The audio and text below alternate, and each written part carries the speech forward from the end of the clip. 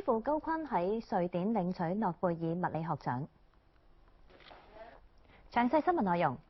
光纖之父高錕喺瑞典斯德哥爾摩領取諾貝爾物理學獎，同頒獎嘅瑞典國王簡短交談。入場觀禮嘅親友都話高錕嘅表現好好。吳景俊喺斯德哥爾摩報導。頒獎禮喺斯德哥爾摩演奏廳舉行，高錕坐喺第一排嘅第一個位。首先頒發嘅係物理學獎。You have been awarded the 2009 Nobel Prize in Physics for your groundbreaking contributions to optical communication and in image recording.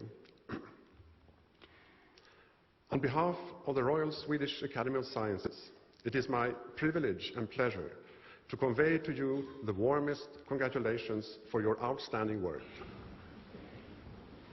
高錕係第一個領獎。考慮到高錕患有老人痴呆症，瑞典國王卡爾16世特別走到去高錕面前頒授獎牌同埋獎狀，兩個人簡單咁傾咗幾句。高錕嘅太太同埋仔女亦都喺現場鼓掌祝賀。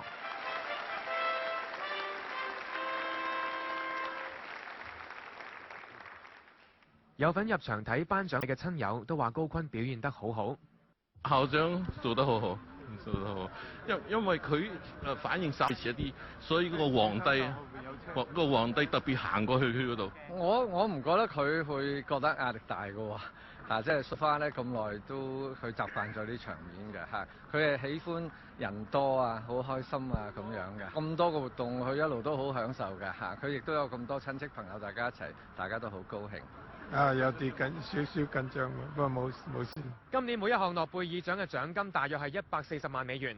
物理學獎由3個人瓜分，高錕攞到一半，即係大約70美元。